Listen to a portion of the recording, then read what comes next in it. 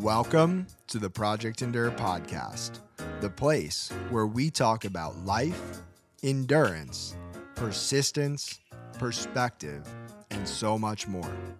I'm Joe Rinaldi, and I'll be your host. Let's jump in. Before we get started, let me share a quote with you. The great Les Brown once said, "You can't see the picture when you're in the frame."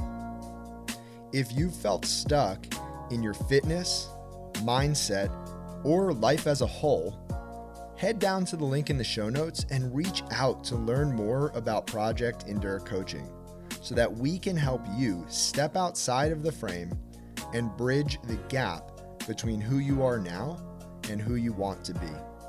We can't wait to hear from you. Now, let's get to the episode. Welcome back to the Project Endure podcast, episode 180. Today, we have myself, Joe Rinaldi, and a very, very special guest in the state of Oklahoma, Kara Marks. Kara, how are you? I'm great. How are you? I am also great. And like I had mentioned a few minutes before we hit record, I am also pretty sick.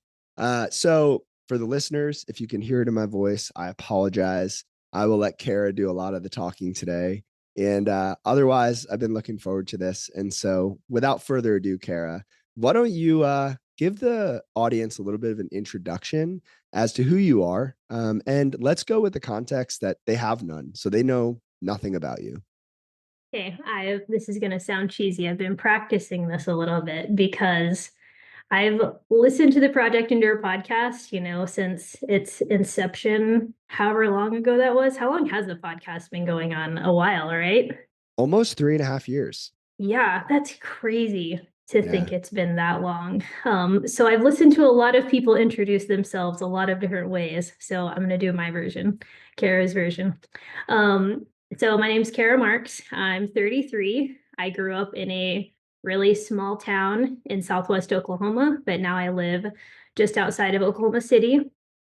I am married, been married almost 13 years now, which is also crazy.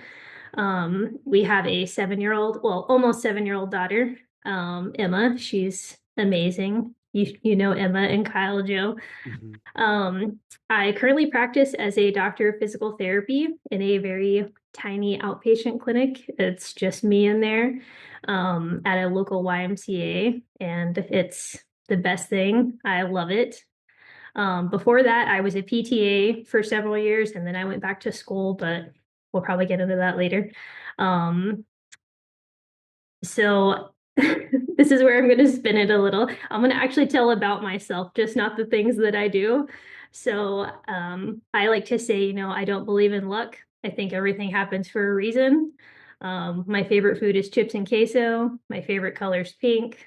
And I don't think there's anything prettier than an Oklahoma sunset. And that pretty much sums me up. That is good. Okay. So let me ask you this about Oklahoma, since you mentioned the sunsets. What's one misconception you think people have of Oklahoma that might not be true? I think it's probably what people also think about Texas, that we're all just pretty country and like everybody rides a horse or drives a big pickup, and that's not true. What kept you in Oklahoma? Obviously you're from there, but is it just family and familiarity, or are there other things that keep you in the state of Oklahoma? That's a good question. It's probably family that keeps us here, just to be close to everyone. We did actually live in North Texas for about a year and a half and loved the people there. We were in DFW, so it was just a huge city, and we were like, no, we're not city people. And we've been to Philadelphia a couple times, and I'm just like, nope, it's too close together. There's too many people here. And I went to PT school in Boston, and even going there, I'm just like, this place is massive. I need the slowness, the stillness, and we kind of live out in the country now, and it's the quiet, and the people here are great too. I mean, everyone's so nice, and yeah. Yeah. Well, I'm going to hit you with a couple more small questions before we get to the bigger, deeper stuff. But let's go to the 13 years of marriage. What's been the biggest lesson for you through those 13 years? Oh my goodness, what a question. I don't even know how to answer that. Um, Probably just learning how to stick with it and knowing that you have to choose that person every day, even when they're getting on your last nerve and you don't want to be around them. You know that at the end of the day, they're going to be there for you no matter what, and you're going to do the same thing for them. So, Yeah. yeah. I when I was engaged to Michaela and I was still at the clinic, um, I would ask patients who were older and had been married for a long time what their best piece of marriage advice was. And I think the favorite piece of advice I ever got was this older gentleman who had been married for 50 years. And he didn't even hesitate. He just said, "You might not always like her, but you always have to love her." And I thought that was at the time just kind of a clever comment that he had made, but I could see there's some truth in it, right? Like Yeah, person knows how to push your buttons and vice versa. And, you're doing a lot of life together. And there are inevitably going to be times where you get on each other's nerves, but love is a choice and you get to make that choice every single day. And it's beautiful. Yeah. definitely. Yeah. So let's backtrack one more time to the world of physical therapy. What's one lesson that you've taken away from the world of physical therapy that you think applies to life in general? I think being a therapist has taught me a lot of patience, not just that I work with patients every day, but it's really taught me how to meet people where they are and just understand that I have this big like PT lens on things, but the person coming to me has probably no idea what to expect. So being patient with them, learning as we go and knowing that I'm on their side. I'm not there to hurt them, even though that's a common like PT stands for pain and torture and all that. Like I want my patients to know that I'm going to be patient with them if they're going to be patient with me and we're going to do this thing together. Mm. I think that's a really good point you bring up that, in whatever world we operate in, whether someone listening is also a PT or you're in the world of software or finance, when you deal with people who are not also in that field, there's a big gap in knowledge and understanding. And it just creates a different perspective that you and this other person are approaching the same problem with. And I think patience is a really valuable skill, not only in those scenarios, but in all of life, which brings me to my last smaller question before we get to the big questions. What's your biggest lesson from parenting? I knew you were going to ask that. I feel like we've talked about this on a Team Endure call or something. Oh, I forgot to mention that in my intro. I'm an OG Team Endure member, class Yes, you of are. 23. Yep.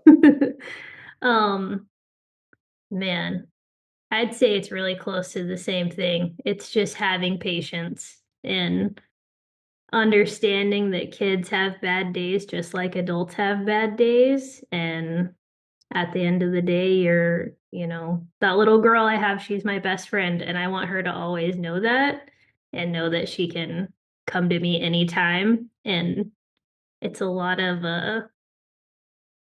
give and take and choose your battles for sure. This is a selfish question as someone who aspires to be a parent someday. How do you navigate the line between parent and friend for Emma? I think I always just think, and I don't know what Bible verse it is, but where he says, he who spares the rod hates his child. So coming back to just knowing I have to discipline her at the end of the day if she needs it, and knowing that that's for her own good, even if I hate it in the moment. Like I tell her all the time, I don't like having to punish you or discipline you, but you have to learn your lesson. And it can be really tough sometimes because I know she's just a kid, Mm. but you got to teach them young. Well, this brings up a bigger, deeper topic, which I wasn't expecting to go into. So I'll keep this brief and maybe we circle back later on in the conversation. But I listened to this sermon a couple years ago, and it was talking about God's discipline and how in life, right, there are these things that happen that might not be fun, might not be what we want. They might feel like punishment or, why does this have to happen to me? But these things are there to strengthen us, to teach us, to make us more patient. Going back to the patience concept, and so everything in life happens for a reason, and that's one of the things that you started with. With that being said, I'll ask the first big question, which is, what's the hardest thing that's ever happened to you that you did not get to choose for yourself? Yeah, great question. So I mentioned earlier that I've listened to almost every single episode of this podcast. I've missed a few here or there, but I like the podcast for the fact that it always makes me reflect on things that I'm going through in the moment. And over the years, my answer has changed to this question because I always try to answer it for myself. And I've kind of come to the decision that it wasn't necessarily like one big thing in life that happened, but kind of a season of life for me. And we talked about this a lot with Team Endure, how things come in seasons. And I heard something a couple weeks ago where this preacher said, you have battles and blessings in different seasons. Um, but for me, it was probably just all of my adolescent years, like Mm. from 16 to 19. I just had a string of unfortunate events happen. So, and I think subconsciously, this is why I don't like the summertime. I don't know if Mm. that's getting too deep into to the topic there, but the summer before my junior year, my best friend's dad was relocated to North Carolina, which is very far from Oklahoma. So that just seemed like super unfair to me. I have a sibling, an older brother. He's 6 years older than me. So by that time, he was married and moved away. So I was kind of like an only child for a few years there. And that friend to me was like my sister. And it just felt like the end of the world the day that she moved away, like just gut wrenching. But in a way, when I look back on it, it was good for me because it really forced me to become friends with other people in my grade or other people in my classes that I was around all the time.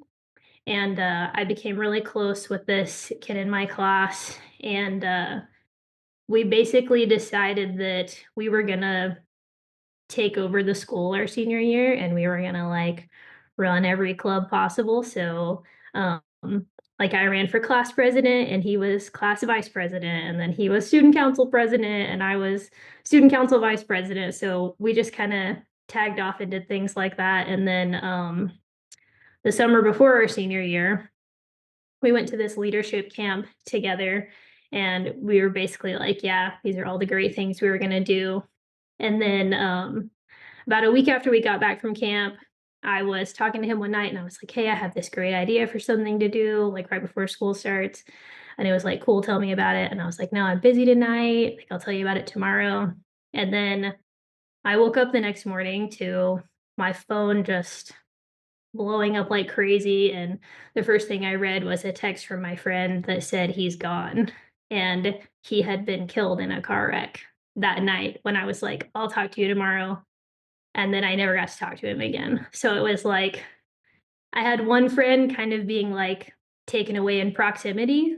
And then I could still talk to her, and then I had another friend who I'd become really close with that was like gone forever in a sense. I mean, I know he's not gone forever because I know he was a Christian and I know I'm going to see him again someday, but that was just very, very tough. And I don't think it's something any teenager should have to go through because in those years, you're just like, you're Mm. kind of a dumb kid, anyways, and you don't really know what to do with all those emotions. And then, like, adding grief onto that, it's just really tough. So then going into my senior year, I kind of had to like assume all those leadership roles for both of us because he wasn't there.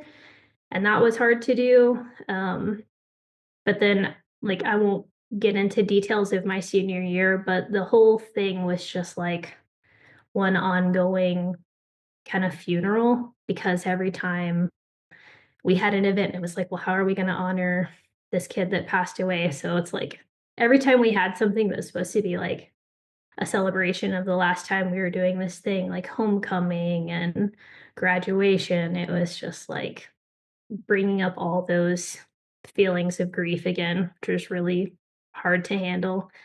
And then, I did what any teenage girl would do in a very low moment, and I got a boyfriend that, nobody approved of. And I've talked about this with Team Endure. It ended very badly. Um, Probably like one of the worst ways a breakup can go, also in the summertime. And I kind of got to a point where my mom said, either you're going to go stay with your brother for a couple weeks before college starts, or you're going to start seeing a counselor like right now. And I was like, okay, get me out of here. So I went and I stayed with my brother and his wife for a couple weeks in Texas, and they got me a tech job at this clinic that my sister-in-law was a PTA at the time. And that's kind of where I found physical therapy. Mm. So it was like all these really bad things happening, just kind of spiraling all at once that I had no control over whatsoever. I felt like I could have been in that club that you tried to start in high school, the Life's Not Fair. Mhm, I could mhm. have used one of those t-shirts. But yeah, so really, really hard teenage years. And then after I got to college and I met Kyle in college, things started to get a lot better. And I've I've learned how to kind of like reconcile and learn from those experiences now. Been a lot of reflection over the years. Mm.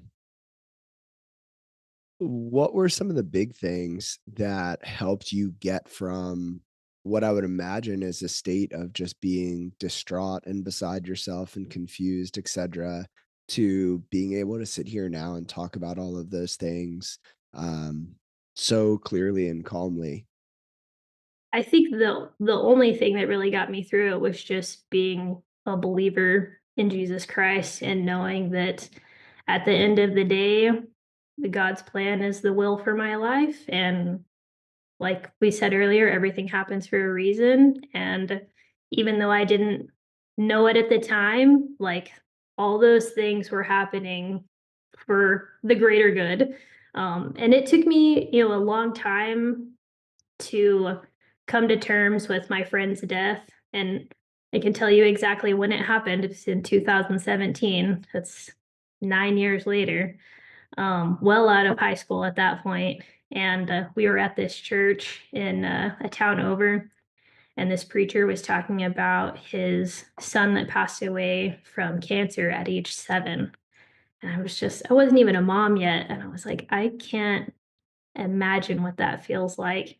And he said, it was the hardest thing that he'd gone through. And he came to the conclusion that his son was put on this earth for the exact amount of time that God wanted him there. And he fulfilled his purpose in that time. And I kind of went back to my friend who had passed away, and I was like, wow, that's exactly why he had to die young. He fulfilled his purpose in Mm, that time. And from then on, I was just like, all right, it's time to start living my life on purpose and stop just like going through the motions and doing what's expected of me and start like living the life I want to live, not what everyone thinks I should do. mm, And another point to that, um, I was saved when I was 8 years old, but I never followed through in like believer's baptism or anything until really a couple years before all that stuff kind of unfolded in high school. And I rededicated my life to Christ at a church camp that summer, and I said I wanted to be baptized. And I was baptized in front of my whole congregation, all my friends and family. I was 14. And I think if I hadn't done that, like, there's no telling mm, like where I'd be now, because I wouldn't have that life-changing moment, that's really been a solid foundation for me. mm. That's so beautiful. And I actually have two different thoughts. I'll share them one at a time, but back to back. One is a quote from Stephen Covey, who said, "You have to decide what your highest priorities are and have the courage, pleasantly, smilingly, unapologetically, to say no to other things. And the way you do that is by having a bigger yes burning inside." And the other thought to pair with that is actually from episode 147 of this podcast with your teammate, Chris Cosme, who said excellence is an act of rebellion. And, you know, both of the quote and Chris's phrase, like, it's so important to live intentionally and go against the grain if that's what needs to be done. And you know, if we're being honest, like the current of life that everybody seems to be riding, or most people seem to be riding, is what's most comfortable and convenient and popular. And those things are not always or often the best things. And so to go against that requires a spirit of rebellion in a way. It requires intentionality. And I hear you doing that. What are some of the ways that your life has changed since deciding to live more on purpose? Um, I mean, I kind of am just more okay with being misunderstood. I think we've talked about that before. Um, Mm, I've never really felt like I kind of fit in anywhere. And mhm, talking about my high school years, like was class president and I was a cheerleader and all the things that sound like silly to talk about, but I still didn't feel like I mm, fit into those things. And I just decided that like it's okay to be misunderstood and to go after things that people don't know why you would do them. Like you tell someone, "Oh, I signed up for this marathon." And they're like, "What? Why would you sign up for a marathon?" It's like, "I don't know, because it sounds fun." mhm. Yeah. I don't know if that answered the question. Yeah, it does. And I think it's a good reminder for everyone out there listening is that you don't have to please everyone else in your life. You get the opportunity to do what's on your heart. And we have this one chance here on earth to do that. And so, yeah, be willing to be misunderstood, because for every person that misunderstands you, there's someone else out there. You might not know them, you might not see them right now, that does get it and that does want to do the things that you're doing and that does want to support you in your pursuit. And, Hmm. you know, I've recognized that with Project Endure is that, okay, maybe at first it seems like you're the only one, but then you step out and you start doing things and someone else sees it. And that other person who sees it comes alongside, and now there's two of you. And then someone else sees two of you doing that thing, and they're like, oh, I also want to do that thing. And before you know it, you have this whole group and this tribe and community of people who want to be different, and you don't feel so different anymore because now you're surrounded by all these people who do want the same things, and that's what's so beautiful about it. I agree. I don't know if you remember this, the first Project Endure like community call that Mhm. I was on. I actually quoted my friend that I've been talking about. He told me one day it was the boyfriend that I mentioned. We had kind of started dating while he was still alive. And I could tell, like, the second I told him about this guy, he was just like, nope, I don't approve. But I was trying to, like, rationalize it, like this and this and this. And he was just like, Kara, you don't have to explain yourself to me or to anyone else for that matter. But, like, if things go south, I'm going to be here for you, Mm, whatever. And then I thought back to that during that sermon I was in that I mentioned, where mm, he was like, you don't have to explain yourself to me. And I kind of took that with my whole motto of living life on purpose. Like, if it feels right to me and it's for the greater good, then that's fine. I don't need to sit here and try to justify it to someone who's never going to understand it, no matter what I tell them. And I've just been really okay with that. I actually have a t-shirt that says unbothered for that reason, because I'm like, it doesn't bother me anymore. Whatever. Think what you want. I'm just going to do my thing. So it's interesting you said that. I have two words for 2025 that I want to just embody with how I live, and it's unbothered and unrushed.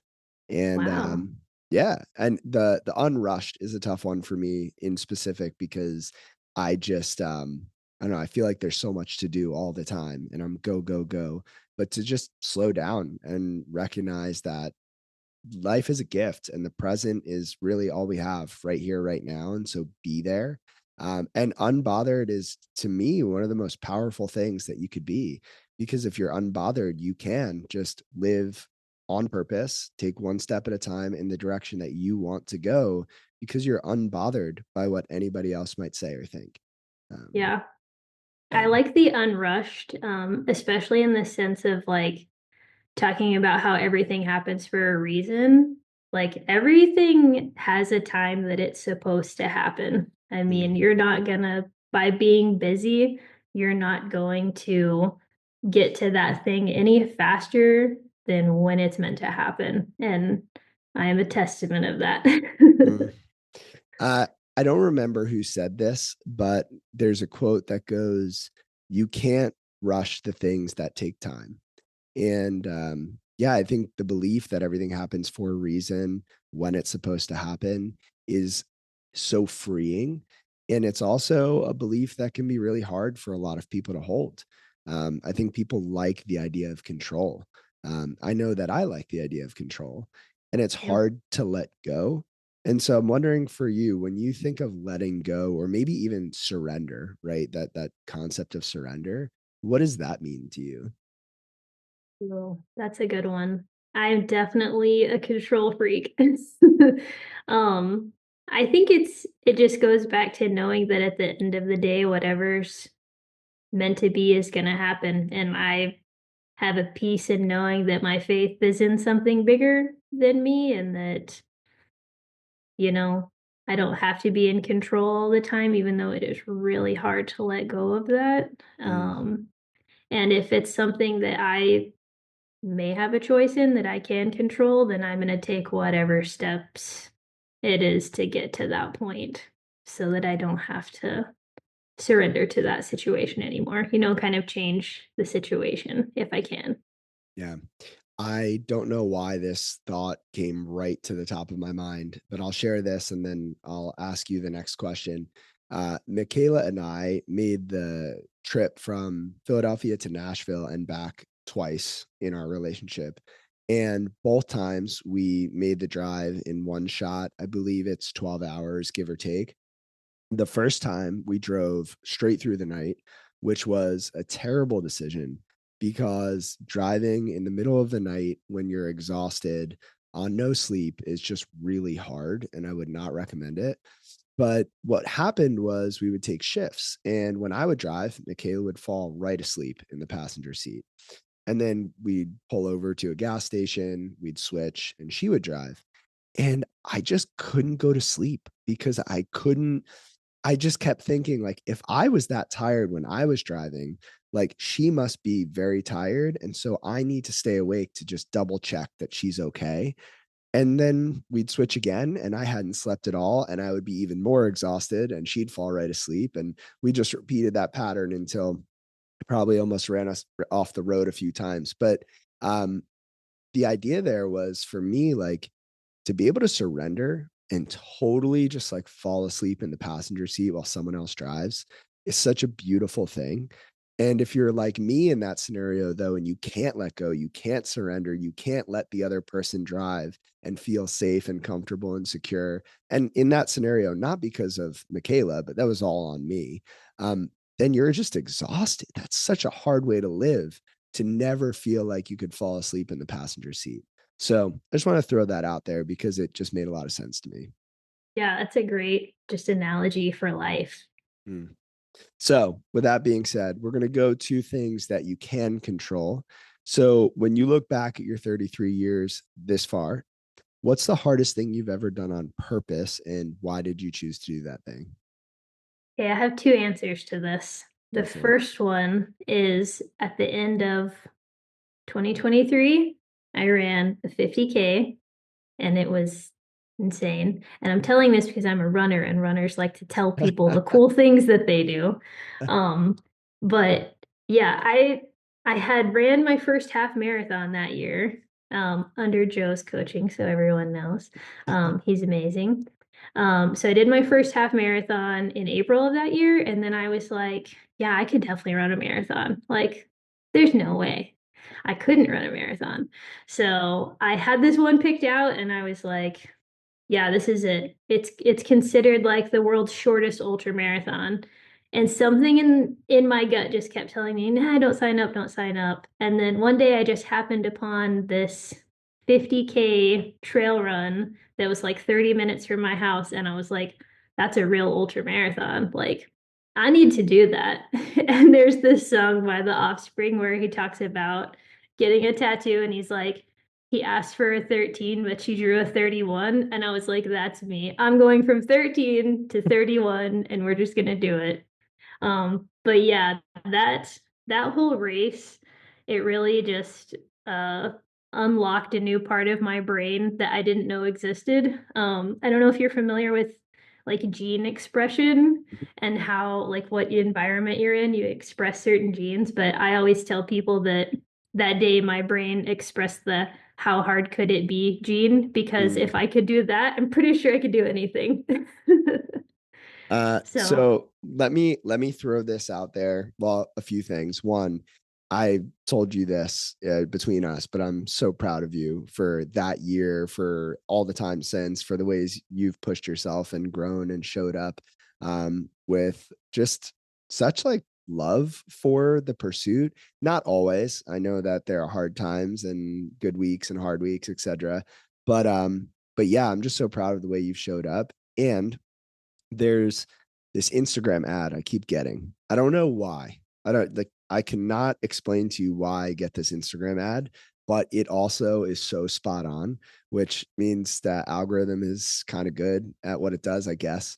But it's this framed poster and it's just words and it says, "This is my first rodeo, but I'm 5 corn dogs deep," or something like that. I'm already 5 corn dogs in. I don't know what the wording is, but like it makes no sense. I don't like rodeos. I don't like corn dogs. Never been to one. Like I live in the Northeast, but like it's just so perfect, right? Like it's my first rodeo, but I'm already 5 corn dogs in. Like you just went all in that year. You were like, "Yep, like I'm a runner now," and you just went all in, and that's all I could think about was the corn dogs. that's hilarious. Yeah, I definitely that's that's perfect. Yeah. Yeah. So, okay. So the 50K, real quick, before we go on to the other hardest thing you've done, what was it through the 50K, do you think, that unlocked that part of your brain that said, well, how hard could it be? And that stayed, it sounds like, since then. So this is another one of those very specific moments if we're talking about food. We so finished the run. I like hobbled through the last 6 miles, like couldn't bend my left knee. It hurt so bad, but I got to talk to you and Chris goodbye and on the phone that day. Like I don't know, I was probably a mile from the finish line, and I'm convinced that that's what got me there because I was like, this is so stupid. Why am I doing it? But once it was done, I was like, yeah, let's do it again. But, anyways, we stopped on the way home and got some takeout Mexican food. But by the time we got home, my legs were just so like locked up and I could not move. And it was just pure pain. But it was one of those things where you're like, I did this to myself. Like, it's so funny that this hurts so bad. I don't know why my brain was that way. So Kyle, like, he helped me into the house and I started an Epsom salt bath. I just got in with all my clothes on and I was like, this is the only thing that's gonna help me move my legs again. And he handed me this plate of enchiladas and I'm just sitting in the bathtub eating enchiladas and I'm just like, this is the best day ever. Like I can't imagine it gets better than this. So So, it's just full, such a good life experience to remember. fully clothed in a bathtub full of Epsom salt, eating Yeah. Mexican food. Yeah, it was great. Doesn't get better than that. That's Top five amazing. best experiences. All right. Well, on that note, why don't you tell us about the other hardest thing you've ever done on purpose? Okay, so the other hardest thing I did, I mentioned earlier that I'm a physical therapist, but I was a PTA for a long time. For the people listening that don't know, that's a physical therapist assistant, which just a little difference in degrees. Not a huge knowledge gap there, but I decided around like really probably like a year after I finished PTA school, I was like, yeah, I think I want to be a PT. And then I had this one experience with this PT at work where it kind of, for lack of better terms, things hit the fan. And I was just like, I'm not gonna let anyone treat me like this because of my job title again. And I decided like I'm gonna go back to school. I'm gonna make that decision. So at 30, with a 2-year old, I decided to go back and pursue my doctorate at a hybrid accelerated PT program that wasn't accredited in Boston, Massachusetts. I never thought I would go to Boston, let alone go to a program there at Tufts University that wasn't even accredited. But I had my first school, like top choice, I was rejected from, and then my second choice, I was waitlisted, and then Tufts called me on October 9th, 2020, and was just like, "Hey, we want you in our program." And I was like, "That's it. They're the ones that want me. That's where I'm gonna go. That's where I'm meant to be." Um, and it's just been like absolutely life changing. And while the program itself, like going through all of that, was incredibly difficult. We were still in a pretty high part of the pandemic. Like the first plane ride I went on to Boston, there were like 4 other people on it. And it was just a weird experience. Like, I don't know if you've ever been in the Atlanta airport, but it is a hub and it is busy. And I was like one of the only people walking through the Atlanta airport. I was like, wow, this is not just in Oklahoma. Like, this is worldwide. It is crazy experience. But anyways, the hardest part wasn't just going through the program, but for me, it was like allowing myself to make the decision that like I had a choice in my life and that I could go back to school and I could do this really hard thing. Um, and I think all of that just stems back to like being a teenager again and just having those feelings of just inadequacy and not feeling good enough and like I couldn't do these things, or maybe that I didn't like deserve these things that I wanted because just all this other bad stuff had happened.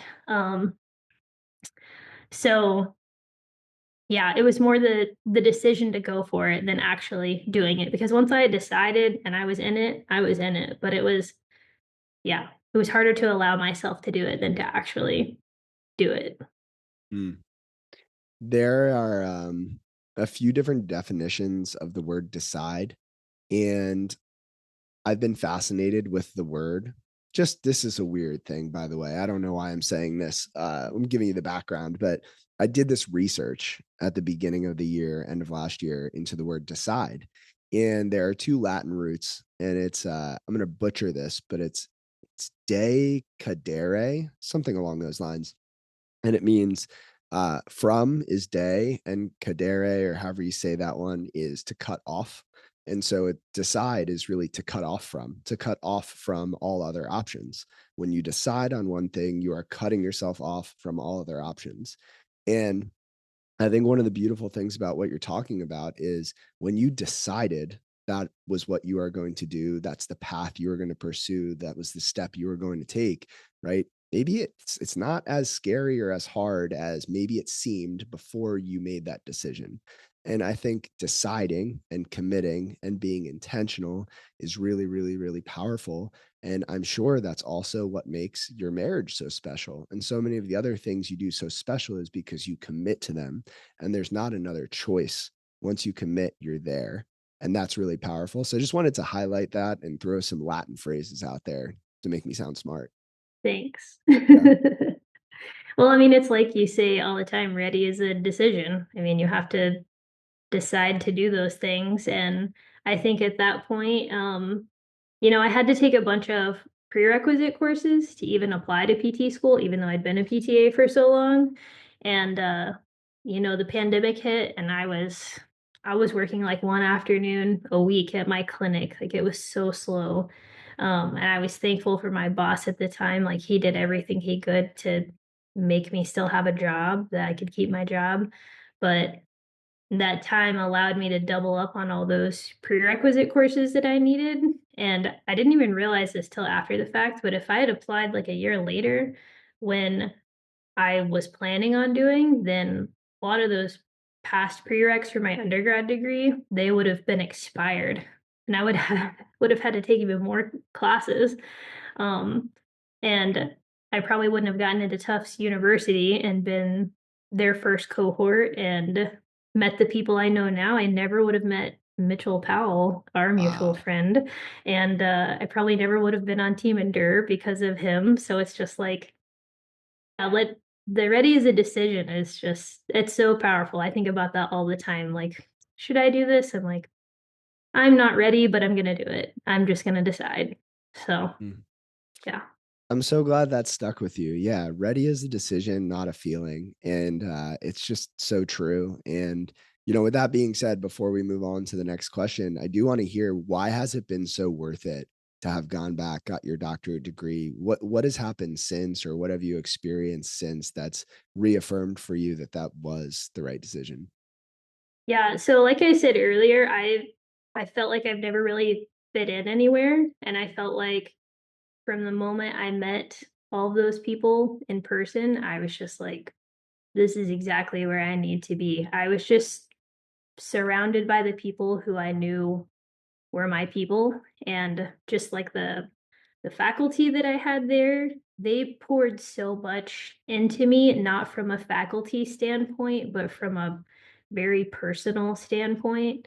Um, and I had my mentor, we had like academic coaches. She was a cardiopulm professor, or the cardiopulm professor, and she just kind of took me under her wing and, was constantly checking on me and Emma, and it was great. And I'd never had just like the affirmations that I had with them of like, this is where I'm meant to be.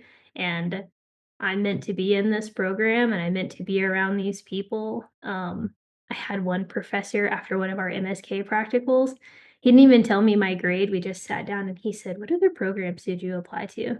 And I told him, and he was like, they really lucked out. Like, you're doing so well, and you're gonna do great things. And I was like, okay, I'm gonna cry.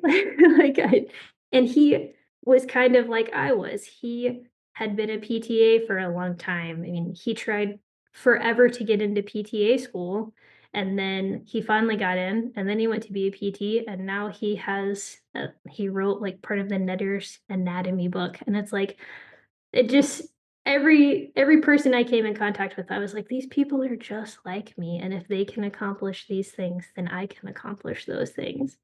And then it just gave me like a new sense of self-confidence. And then the people I've met since then just continue to like pour into me, and I've just made some really great friends. I've met some great people, and I've had other opportunities like teaching. I was a part of this program at Tufts, an alumni scholar program where they pick one person out of all these applicants to go back and go through this adjunct professor program to learn how to teach. And I got to do that for a Therex lab and for a cardiopulm lab. And in a couple months, I'm going to start teaching my own cardiopulm class at a local PTA program. And I'm just like, this never would have happened. Like, if I hadn't made the decision to go back to PT school years ago, I would probably be like working in a Starbucks somewhere. Not that there's anything wrong with that, but that definitely is not the route I was supposed to go on. Like, this is where I'm meant to be. And even in my current role, I'm in a YMCA now, and I thought, oh, this is going to be awesome. I have this whole gym. I'm going to get to work with all these athletes. But no, it's like geriatric PT, and I love it. It's so much fun. Like, my old folks, they just make my day. And I'm just like, this is where I'm meant to be. This is what I'm supposed to do. And I just feel very grateful that I get to do that every day. And it's changed my whole mindset too. Like, I'm not the person I was a few years ago where I was just trying really hard to be content with where I was. Because I think there's a difference in like being content and being complacent. Like, you cannot do what you're called to do, and that's disobedience. Our preacher actually said this last week. He said delayed obedience is disobedience. And I just think about like, man, if I had not gone and done this thing, I would still be being disobedient to this plan that God has for my life. But now I feel like I'm fulfilling that and I'm doing what I'm meant to do. That's all so special. And I can't help but picture, you know, what I imagine is a lot of people sitting somewhere in their life looking at this door thinking, and I should go open that door, right? Like I bet I would feel good if I went through the effort and put my hand on that handle and opened the door and walked through it. And they spend years thinking that, just staring at this door. And at the same time trying to convince themselves that they're content with where they are. And the truth is, the sooner you walk through that first door, you realize there are a bunch of other doors beyond that one. And what it sounds like you're talking about is you've opened this one door and it's opened your eyes to all these other doors, opportunities, people, relationships, experiences, etc. And I just think this is a great call to action to anyone listening. Like, if you've been staring at a door in your life, just pause this podcast right now. Like, go take a step toward it and open it, because there's so many good things that can happen on the other side of that. Absolutely. Yeah. And I would add to that, anyone who's listening, like whatever that big goal is, if it seems like daunting, just write down a list. Okay, what's the first thing that's going to get me to reach that goal? Like for me, it was okay, I need to find out whatever community college in the area has the cheapest prerequisite courses.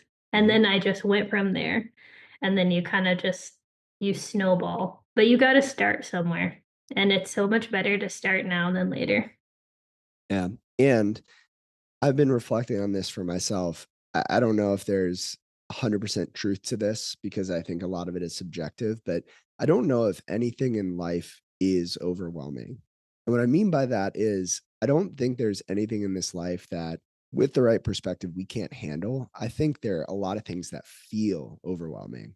I think overwhelming is a feeling, not so much a thing. And if you just see it as that, right? If you think of something that's daunting or big or overwhelming, take a step back. Like you said, Kara, break it down. It might feel overwhelming, but it doesn't have to overwhelm you.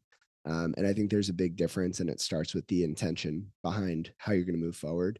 And, life is long and life is hard, and life requires endurance. And with that being said, Kara, when you hear the word endurance or endure, what does that mean to you? What is it that you always say? Endurance is, uh, oh, I had it on the tip of my tongue. Is it with resilience? Yes, Well, resilience. I No, I'm think I butchering think it. resilience is endurance with direction. There it is. Okay, you said Yeah. it for me. But yeah, I think endurance or to endure is just to be resilient in the pursuit of whatever you're trying to achieve in that season of life. So thinking back to like when I was going through all those hard things as a teenager, I just think about like what was I feeling in that time and what was the end goal? And the end goal for me was just to find peace with all of that. Mm. That took about 9 years. That's a lot of resilience to not give up on whatever I was seeking. And that can go for any endeavor in life. Like as long as you remain steadfast in whatever your goal is, like you just got to be patient and just keep going because what's meant to be will be. And if one door closes, like you said, another one's gonna open. Mm. And one of my favorite quotes feels applicable, from James Watkins, who said, A river cuts through rock, not because of its power, but because of its persistence. Just keep going. Definitely.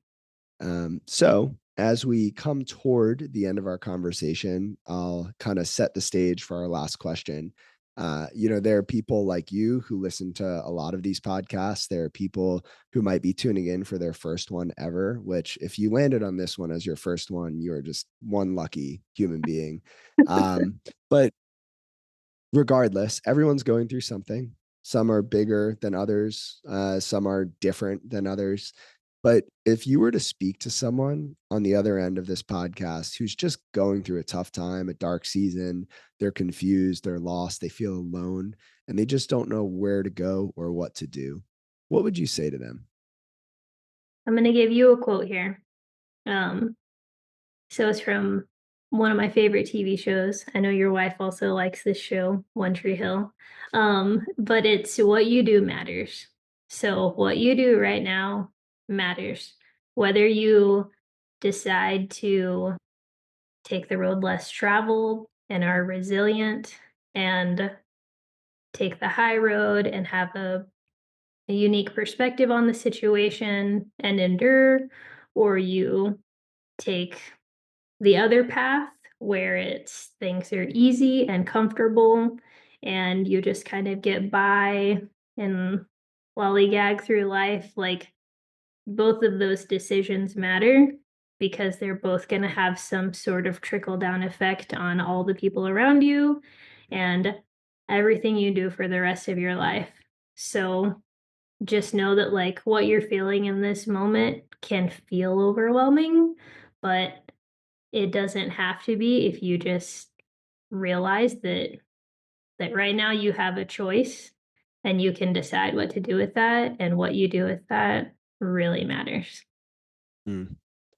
That was poetic. And I think exactly what someone out there needed. And, Kara, as we wrap this up, if somebody wants to learn more about you, connect with you, thank you for this conversation, is there a good place for someone to do that? You can always check me out on Strava. I'm just kidding. Kara Marks, if anyone wants to follow me there and watch my below average running. No, I'm just kidding. I'm most active on Instagram, karamarks.dpt, I think is what it is now. I'm not on there as much now. I actually have a little bit of a screen time that locks me out after 7 minutes at a time to quit the scrolling. But I do always go to my DMs and, I'm always checking the Run Street group and all that good stuff. So yeah, Instagram is probably the place to find me.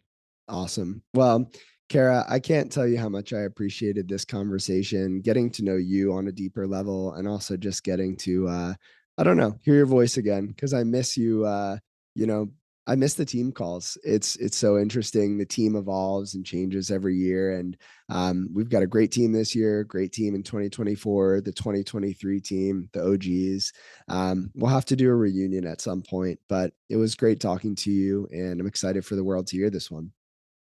Thanks. Thanks for having me. It feels like such an honor to be on this podcast because, it was going on while I was in PT school and I leaned on that a lot. So I hope that I can just be a light for someone else who listens to this episode. So thanks, Joe.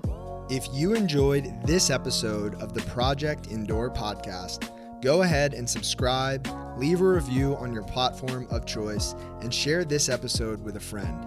It helps us get more conversations like this out to more people like you. We appreciate you, and we'll talk to you next time. And one more thing. If you're looking for a community of people all striving to be better together, check out the Project Indoor Hard Things Club. The link is in the description below. We'd love to have you.